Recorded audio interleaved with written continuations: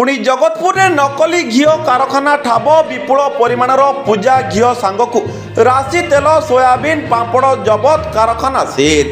नजर पकाइबा एक बड़ खबर उपर सूर्यास्त न्यूज को स्वागत करुच्ची मु विश्व प्रकाश खुंटिया। नकली नकली पुणी नकली असाधु व्यवसायी हब पलटिची कटकर जगतपुर अंचल। किछि दिन पूर्व जगतपुर थाना अतोड़ा ग्रामर कॉस्टिक सोडा मिश्रित नकली दुग्ध को प्रस्तुति कारखाना कमिशनरेट पुलिस रेड करथिबा बेले आज पुणी थरे जगतपुर नूतन शिल्पांचल एक नकली घीओ कारखाना ठाब होईची।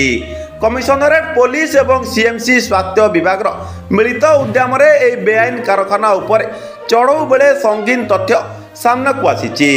कारखानार मालिक चतुरतार सहित फूड लाइसेंस हासिल करी अन्यान्य सामग्री प्रस्तुत करुथुबा रेड समय जानिबा मिलिची।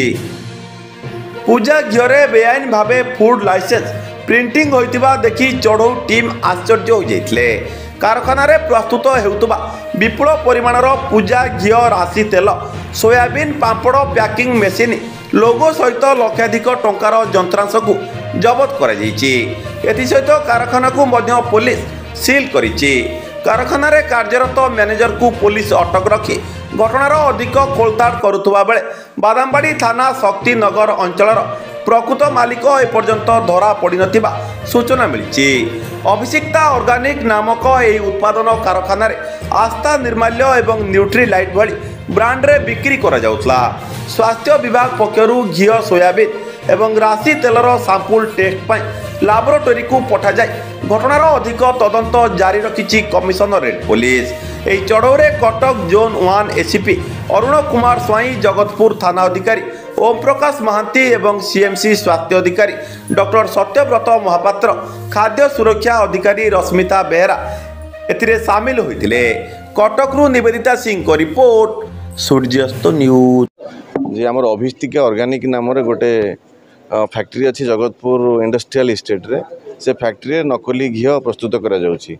खबर पाई सारा पर आमे फूड सेफ्टी ऑफिसर और आमर हेल्थ ऑफिसर को आमे रिक्वेशन दिया होता से माने आसी सारा पर आमे जॉइंटली एठारे रेड चली बर्तमान आ हेल्थ ऑफिसर और सिक्योरिटी जो आमर फूड सेफ्टी ऑफिसर से माने सैंपल ड्र करूछंती। तापर आमे जहाँ भितरू देखिकी जानिया पाइलु जे तांकर जो तैयारी करूछंती से माने अडल्ट्रेशन वेयर तैयारी करूछंती बोली जहाँ जना पड़ुछि। से माने रुचि गोल्ड वनस्पति घीओ वनस्पति एवं ता सहित तो किसी अलग किसी मटेरियल माने घीओ भली चिकिटा जिनस आ किसी इसेंस ऐड करिकी गोटे बड़ हांडी भितर ताको गरम करिकी तापर से तांकर जो डबा अच्छी से डबा भितर सील करिकी ताको तैयारी करछन जो थरे कि माने खाइबा तेल हिसाब रे बिक्री करछंती। आउ मध्ये हम एतिकी जानिया पाइलु जे से माने नवरंगपुर, कोरापुट, जो हमर मालकानगिरी सेपटे केन्द्रापड़ा एवं विभिन्न जिला को से माने एटा बहुत परिमाण रे सप्लाई करछंती।